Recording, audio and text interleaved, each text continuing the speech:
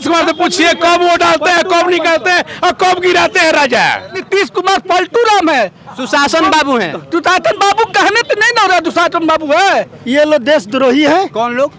RSS BJP के लोग और डबल इंजन की सरकार। कुमार 15 साल थे ना सत्ता में, क्या क्या किए हैं? सिर्फ यही तो हमको लोग के डालो और निकालो और गिराओ। ये कहाँ से पैसा लाएगा? अपने बाप के घर से लाएगा। वो उसने इतना काम किया कि सब डिस्टर्ब यार, इतना कहाँ से नौकरी दे दिया। जितने चोर घटिया अपराधी भ्रष्टाचारी वो सब जनसुराजी हो गए। क्या मतलब है? फिर हम राजद कांग्रेस भाजपा से भिन्न कैसे हो गए, अलग कैसे हो गए? वर्ग बनाएंगे राजा, उस समय गोइल गधा जिलेबी खाए वाला है।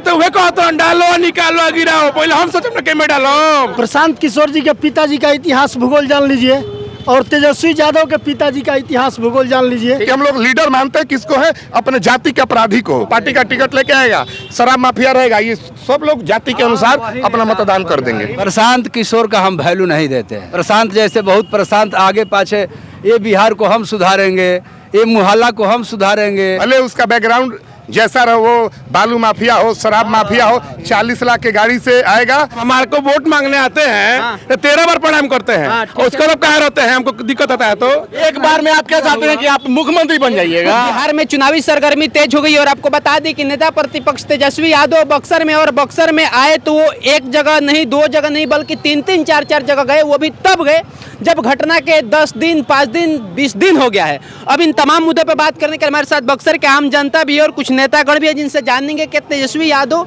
सच में लोगों के सहानुभूति के लिए आए थे या फिर अपनी चुनावी एजेंडा सेट करने आए थे और चुनावी जो है बिगुल वो बक्सर से फूकने आए थे। क्योंकि तेजस्वी यादव के बक्सर आने के बाद बक्सर के मिजाज, बक्सर का मूड, बक्सर की जनता का रुझान बदल जाएगा। तेजस्वी यादव की तरफ कहीं ना कहीं लोग के आकर्षण बढ़ेगी। ये कैसे कह सकते हैं? तमाम पार्टियों के नेता आ रहे हैं, उसमें आज तेजस्वी जी भी आए हैं और तमाम पार्टी के नेता आ रहे हैं। अब तो चुनाव जैसे जैसे नजदीक आएगा, क्या क्या मुद्दा रहेगा, कौन कौन गठबंधन किसके साथ है, उस हिसाब से भी तय होगा। माई बहन योजना लेकर आ रहे हैं तेजस्वी यादव, दूसरे तरफ प्रशांत किशोर कह रहे हैं बौरा गए हैं क्योंकि जितनी बिहार सरकार की बजट नहीं है उससे अधिक पैसा बांटने की बात करें, नवी फेल सच में है। आपको क्या लगता है? जितने चोर घटिया अपराधी भ्रष्टाचारी वो सब जनसुराजी हो गए। क्या मतलब है? फिर हम राजद कांग्रेस भाजपा से भिन्न कैसे हो गए, अलग कैसे हो गए? चिराग पासवान 243 सीट पे ताल ठोक रहे हैं। चिराग जी को एक उम्मीद के साथ युवा देख रहे हैं, तेजस्वी जी को देख रहे हैं, चिराग जी को देख रहे हैं। प्रशांत किशोर डंके की चोट पे चारों तरफ कह रहे हैं कि लालू प्रसाद यादव के पुत्र है तेजस्वी यादव, इनकी ये पहली उपलब्धि है। प्रशांत किशोर जी के पिताजी का इतिहास भूगोल जान लीजिए और तेजस्वी यादव के पिताजी का इतिहास भूगोल जान लीजिए। ठीक बात है। बात समझिए कि लालू यादव ने अपने जीवन में इस बिहार के लिए, गरीब गुरबों के लिए, देश के लिए, जयप्रकाश आंदोलन से उठाइए, इस देश के बिहार के लिए उन्होंने बहुत कुछ किया है जिसका फायदा आपको, हमको, सबको मिलता है। इस देश में जो आज की सरकार चल रही है, चाहे बिहार में जो डबल इंजन की सरकार चल रही है, यह सरकार न देश के लिए कुछ की है और न बिहार के लिए कुछ की है। ये पहले जान लीजिए। ये लोग देशद्रोही है। कौन लोग?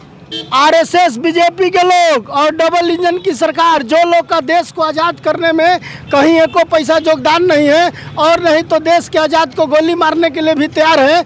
और यह दुर्भाग्य है भारत का और बिहार का कि ऐसे लोगों के हाथ में कमान चल गई है। मोदी जी देश को आगे बढ़ाएं या पीछे खींच लाएं? पीछे खींच लाए ना, हर मामले में। रोजगार के विषय में बात करिए, महंगाई के विषय में बात करिए, झूठ बोलने के विषय में बात करिए। 2025 का सीएम कौन? बिहार में आप किसे देख रहे हैं? चिराग पासवान, प्रशांत किशोर, नीतीश कुमार या फिर कोई नया चेहरा भारतीय जनता पार्टी, कहीं एकनाथ शिंदे जैसा काम करे तो वैसा भी आ सकता है? 20 साल में आप एक हमको फैक्ट्री का नाम बता दीजिए जो कि नीतीश कुमार जी निर्माण कराए हों और रोजगार दिए हों। तेजस्वी यादव पूरा बिहार में घूम घूम के ये बोले कि जो 17 सालों में नहीं हुआ वो 17 महीना में हमने करके दिखाया। नीतीश कुमार जी कह रहे हैं कि हम मुख्यमंत्री थे, उप मुख्यमंत्री कब से रोजगार देने लगा। आपको क्या लग रहा है? तेजस्वी यादव ही रोजगार दिए थे? ना, रोजगार तो मिला था। देखिए, नौकरी मिला था। तेजस्वी यादव के 17 महीने के शासन में देश भर के लोगों को नौकरी मिला था, हमको लग रहा है। टीचर में सबसे अधिक मिली थी, नियुक्ति पत्र मिला था। इसमें ये गलत बात है। इसमें 2025 का सीएम कौन हो सकता है? अभी कैसे कहा जा सकता है कौन? तेजस्वी यादव चिराग पासवान पे भारी पड़ेंगे या फिर चिराग पासवान तेजस्वी यादव को पीछे ढकेल देंगे? देखिए जातीय गोलबंदी जिसके साथ ज्यादा हो वहीं भारी पड़ेगा। जातीय गोलबंदी सब कर रहा है, जाति के हिसाब से ही सब लोग टिकट बंटवारा कर रहे हैं, जाति के हिसाब से लोग पदाधिकारी बना रहे हैं, जाति के हिसाब से लोग उम्मीदवार तय कर रहे हैं। ये तो सच्चाई, ये स्वीकार करना पड़ेगा। बिहार के लिए विकास, बेरोजगारी, दलित, पिछड़ा, अति पिछड़ा, शोषित, वंचित, दलित, इन सब का कोई वैल्यू नहीं है, कोई मुद्दा नहीं है। पहले सब बात होती है ये, लेकिन जस्ट चुनाव नजदीक आता है सब समीकरण बनने लगता है। तो जाति के हिसाब से 14% यादव हैं, तो इस हिसाब से क्या लग रहा है तेजस्वी यादव मुख्यमंत्री बन जाएंगे? हर पूरे भारत के ही स्थिति है। क्या स्थिति आप है? लोग बिहार का बोलते हैं कि बस बिहार में ही है, पूरे भारत में ही है। क्या यही है? जिस जाति के ज्यादा लोग रहते हैं उसी जाति को उसको प्रत्याशी बनाया जाता है। हाँ। कहाँ बोल रहे हैं? तो क्या लग रहा है कौन मुख्यमंत्री? तेजस्वी यादव इस हिसाब तेजस्वी से? यादव इस बार बन रहे हैं, कोई नहीं रोकेगा। पूरा बिहार एकदम बोल रहा है। लेकिन सब लोग तो कह रहे हैं तेजस्वी यादव कुछ नहीं कर पाएंगे। तेजस्वी यादव क्या करे? वो जो किए हैं कोई नहीं करेगा। क्या किया है बताइए जरा। 15 महीने के सरकार में जो किए हाँ। जीवन में कोई नहीं कर सकता है ना करेगा। लोग बोलते थे कि ये कहाँ से पैसा लाएगा, अपने बाप के घर से लाएगा। वो उसने इतना काम किया कि सब डिस्टर्ब कर यार, इतना कहाँ से नौकरी दे दिया। आज वही देखिए नीतीश कुमार सबको पेमेंट दे रहे हैं, सबको सैलरी दे रहे हैं। चिराग पासवान अगर सीएम बनेंगे तो तेजस्वी से बढ़िया काम नहीं करेंगे?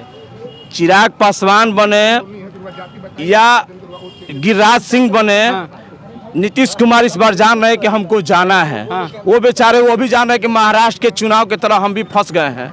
उनको ना जाना बन रहा है ना आना बन रहा है। नीतीश कुमार के साथ खेला हो जाएगा। खेला होना ही है। वो नीतीश कुमार का पूरा पार्टी खत्म हो जाएगा। नीतीश कुमार राजनीति के बहुत बड़े पक्के या मुख्यमंत्री अभी तुमका 2 सीट निकालना मुश्किल हो जाएगा। नीतीश कुमार को 2 सीट निकालना मुश्किल हो जाएगा पूरी बिहार में। कारण नीतीश कुमार पलटू राम है, सुशासन बाबू हैं। सुशासन बाबू कहने तो नहीं ना रहा, सुशासन बाबू है। निकालो और निकालो और फिर गिराओ। ये कौन है भैया देश का मुख्यमंत्री?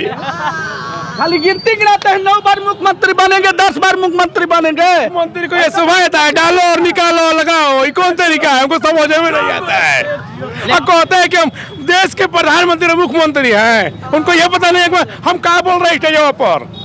लेकिन नीतीश कुमार तो कहते हैं कि हम प्रधानमंत्री ख्वाब देख रहे तो प्रधानमंत्री के लिए आगे। नीतीश कुमार से पूछिए कब वोट डालते हैं, कब निकालते हैं और कब गिराते हैं। राजा जनता को बताए कब डालना है, कब निकालना है, कब गिराना है। नीतीश कुमार कहते हैं जब हमको बिहार मिला था, जब हमको बिहार मिला था उस वक्त अपहरण, बलात्कार, नरसंहार चरम सीमा पे थी, हम सबको बंद कर दिए। भाजपा का जो सेंट्रल सरकार रहा है, बिहार में कभी भाजपा सरकार नहीं बना है। ये आप लिख लीजिए नोट पर। और बक्सर का दुर्भाग्य है कि ये भाजपा की सरकार कभी यहाँ बनने का नहीं। कारण क्या है? क्या सब व्यवसायी है, ब्राह्मण क्षेत्र है, सब अपना बाहुबली दिखाता है। व्यवसायी क्या करेगा? कुछ नहीं करेगा। व्यवसायी बोलने कोई है? कोई नहीं बोलने वाला है। व्यवसायी ये क्या है? लोटा है। नीतीश कुमार में क्या खराबी है? वो तो कहते हैं सुशासन बाबू है, पूरा लॉ एंड ऑर्डर को तंदुरुस्त रखे हैं, एकदम सब जगह कार्रवाई हो रहा है, लोगों को रोजगार मिल रहा है, डबल इंजन की सरकार है। 15 साल थे ना सत्ता में, क्या क्या किए हैं? सिर्फ यही तो हमको लोग कहा कि डालो और निकालो और गिराओ। नहीं, बात कहाँ का है? पुल पुलिया सड़क भी सुधारे है। इससे पहले पुल नहीं था वहाँ पर, बंद था का गाड़ियाँ ना जाना। अरे रोड चिकन होता है, मेहमान निकालो, निकालो डालो। बढ़िया सीएम, बढ़िया मुख्यमंत्री नीतीश कुमार। अभी आपके सामने वो कह रहे कहाँ गए, ये बोले नीतीश कुमार कोई मुख्यमंत्री ही नहीं है। पूछिए कौन अगला चेहरा कौन है, पूछिए उनसे। इनका जवाब दीजिए, अगला चेहरा कौन? अगर मुख्यमंत्री नीतीश कुमार नहीं है तो अगला कौन है? अगला कौन है? अभी कैसे घोषित कर दे? लो ये बताइए कि इलेक्शन से पहले आप किसको वोट देते हैं? 14 लोग आते हैं 500 ले लो, कोई 2000 ले लो, कहते हैं कि आप ही को देंगे, पेलते हैं इधर, कहते हैं कि हम नीतीश कुमार को बनाएंगे। राजा उस समय गोइल गधा जिलेबी खाए वाला है। तो वे कहते डालो निकालो गिराओ। पहले हम सोचो के में डालो तब न गिराई। बताओ भोजपुरी बोली कि हिंदी की अंग्रेजी बोला? भोजपुरी बोलिए, हिंदी बोलिए, जो आपको। मुद्दा है कि राजतंत्र का गठन ये पब्लिक करती है। ठीक बात है। 500 लेकर या 5 लाख लेकर आपको बोलेंगे वोट देंगे, हम उनको देंगे या आप ही को देंगे। इससे जनमानस में कोई नैतिकता नहीं पल पाएगी। ठीक बात है। तो नीतीश कुमार ही मुख्यमंत्री रहेंगे या फिर कोई और आ जाएगा? यही टॉपिक तक मत रहिए। अभी नीतीश कुमार जो भी एडवाइजरी दिए हैं, एकच है या मिलकर भाजपा या अन्य पार्टियों के साथ। इससे पहले कौन था? लालू प्रसाद यादव बहुत पहले थे। हाँ, अरे उन्हीं के ना बाद नीतीश अभी तक है। एकदम ठीक बात है। अभी नीतीश जाएंगे तो किसे हम लोग आशा रखें। जैसा नीतीश है, थोड़ा बना या बिगड़ा हुआ लालू है, चिराग है अभी प्रेजेंट में, तेजस्वी आ रहे प्रशांत हैं। किशोर भी हैं। प्रशांत किशोर का हम वैल्यू नहीं देते हैं। प्रशांत जैसे बहुत प्रशांत आगे पाछे, ये बिहार को हम सुधारेंगे, ये मोहल्ला को हम सुधारेंगे, नगर पालिका को सुधारने के लिए हम लोग चयनित किए हैं, क्या सुधार हुआ? ये लोग तो इन लोगों का कहना काम है। आपके हिसाब से बढ़िया मुख्यमंत्री कौन हो सकता है ये बताइए। हमारे हिसाब से कौन है जी? ये जो लड़का आया था, क्या उसका नाम है? तेजस्वी यादव? ना तेजस्वी चिराग क्या होगा? पासवान? नहीं, प्रशांत किशोर? चिराग पासवान तो अभी पार्टी बेसेज उनकी कमजोर है, नहीं तो सबसे अले दर्जा का है मुख्यमंत्री होगा। कौन? चिराग पासवान। आपको भी लगता है? हमको तो अभी ऐसा कुछ नहीं लगता है। आपको कौन बढ़िया लगता है? मुख्यमंत्री का गठन करना हम लोग के लिए उचित नहीं है, क्योंकि अभी हम लोग उस स्थिति में नहीं है, क्योंकि हमारा सरकार अभी हिल डुल रहा है। जो है ना, ये हिल डुल रहा है, कभी इधर जा रहा है, कभी इधर जा रहा है। हमारे को वोट मांगने आते हैं तो 13 बार प्रणाम करते हैं, और उसके बाद कहाँ रहते हैं, हमको दिक्कत आता है तो बताइए अब हमको पहले। नेताजी वोट मांग के चले जाते हैं। अरे नेताजी तो उन्हीं के पार्टी के नाते हैं, चाहे लालू के पार्टी के हो, चाहे नीतीश के पार्टी के हो, चाहे किसी के पार्टी के हो। अदुआर बात का कहता है चीनी, अरे महाराज राउर कमा मैं ना हमको दे, अरे कैसे कहते मुकरा मत कहा नहीं कमा करे खातिर। तो मतलब चुनाव जीतने के बाद नेताजी आपके दरवाजे पे तो उसके बाद समय बताया जाएगा ना। अभी तुम्हारे लिए अभी तो चल रहा है माहौल, उसका गठन किया जाएगा कैसे क्या करना आप एक युवा हैं, युवाओं की तरफ देखा जाए तो सरकारें भी सिर्फ युवा की बात करें, तेजस्वी युवा की बात करें, चिराग युवा की बात करें, प्रशांत किशोर युवा की बात करें, जो बुजुर्ग हो गए वो भी युवाओं की ही बात करें। आप एक युवा हैं, किस प्रकार से देख रहे हैं 2025 के चुनाव समीकरण? देखिए 2025 में जो चुनाव समीकरण जो लग रहा है, तो हमें सबसे अच्छी सरकार कहीं भी लगती है, अगर सरकार अच्छी लगती है तो भाजपा की सरकार कहीं भी अच्छी लगती है। भाजपा की सरकार? भाजपा की सरकार। हाँ। आपको क्या लग रहा है? हम मेरे अनुसार से नया चेहरा होना चाहिए कोई। कौन है नया चेहरा? अगर मौका मिले तो चिराग पासवान को मेरे अनुसार होना चाहिए। मौका मिले तो चिराग को मौका देना चाहिए। आपको क्या लग रहा है भैया? अभी कुछ नहीं लग रहा है, चुनाव आएगा तो देखा जाएगा। तेजस्वी यादव कैसा काम कर रहे हैं? पूरा बिहार घूम रहे हैं, जब से नेता प्रतिपक्ष बने तब से पूरा एजेंडा उठा रहे हैं सरकार की। तेजस्वी भी मेहनत कर रहे हैं, प्रशांत किशोर भी मेहनत कर रहे हैं। क्या बोल रहे हैं आप? बड़ा एनर्जी में। नहीं, उनसे पूछिए, बता रहे हैं। क्या पूछना है? यही बताएंगे ना। पहले आप बता दीजिए। हमसे क्या पूछना? आप भड़क कह रहे हैं? भड़क नहीं कहे हैं। हाँ। हम अपने जो हमारे मित्र हैं वो जोग प्रतिद्वंदी हैं, हम इनको बता रहे हैं कि आप इनसे जो पूछना है पूछिए। हम लोग इनके साथ हैं। इनके साथ हैं? हाँ, इनके साथ। चुनाव खड़ा होता हार कहे गए थे? हार गए एक बार में। आप क्या चाहते हैं कि आप मुख्यमंत्री बन जाइएगा? मौका किसी को दीजिए। हारना जीतना तो यही ना खेल है लड़ाई का। एक बार में वही जीत सकता है जो किसी पार्टी से आएगा। एक बार में वही जीतेगा इस आर्थिक युग में जो किसी पार्टी से, भले उसका बैकग्राउंड जैसा रहो, वो बालू माफिया हो, शराब माफिया हो, 40 लाख के गाड़ी से आएगा और झंडा जिसका लगे, चाहे वो समाजवाद हो या राष्ट्रवाद हो, उसका बैकग्राउंड क्या रहा है, आम लोगों से किसी से उसमें मतलब नहीं है। वो पार्टी का टिकट लेके आएगा, शराब माफिया रहेगा, ये सब लोग जाति के अनुसार अपना मतदान कर देंगे। लेकिन इसमें जनता कोई भागीदारी नहीं है। जनता वही जाति के हिसाब से बढ़ जाती है। यहाँ पे डिबेट में सब लोग कहेगा कि नहीं, ईमानदारी से हमको ईमानदार चाहिए। ईमानदार कहाँ से? जब समाज का नैतिक पतन हो गया है, सब चोर है, नेता, मीडिया, पब्लिक चोर नहीं है। अगर पब्लिक अच्छी रहती तो फिर सिपाही भी अच्छे होते। आखिर आम जनता का नैतिक का पतन हो गया है। किसी एक समुदाय को, एक व्यक्ति को गाली देने से हम अपनी जिम्मेदारी से बच नहीं सकते हैं। यहाँ पे अब मान लीजिए मेरे घर का कोई व्यक्ति है, अगर एक सिपाही बन गया और 30,000 रुपया महीना कमा रहा है, एक उदाहरण मैं दे रहा हूँ, और साल भर में वो 30 लाख का जमीन खरीद रहा है, उस वक्त तो हमको बहुत मजा आ रहा है। अगर हमारा कोई भाई है और 15,000 की नौकरी कर रहा है और ऊपर ही उसकी आमदनी इतनी है कि 60,000 50,000 रुपया का अपना मेंटेन कर रहा है, 4 व्हीलर मेंटेन कर रहा है, उस वक्त तो अच्छा लग रहा है। वो कहाँ से ला के आ रहा है? तो क्या यहाँ पे नैतिक पतन हमारा हो गया है, आपका हो गया, आपका हो गया, सबका हो गया। सबसे बड़ा यहाँ पे है कि हम लोग लीडर मानते हैं किसको है? अपने जाति के अपराधी को। सही। अपने जाति के अपराधी को 4 को बंदूक लेके आया तो हम सभी लोग पैर छूना शुरू कर देंगे। बाद में हमको ईमानदार नेता चाहिए। बाहर है ये दोगली, ये तो दोगली बात हो गई। आप पहले अपना त्याग दीजिए, उसके बाद नेता को गाली दीजिएगा। हम जाति देख के वोट दे रहे हैं और नेता पे आरोप लगा रहे हैं।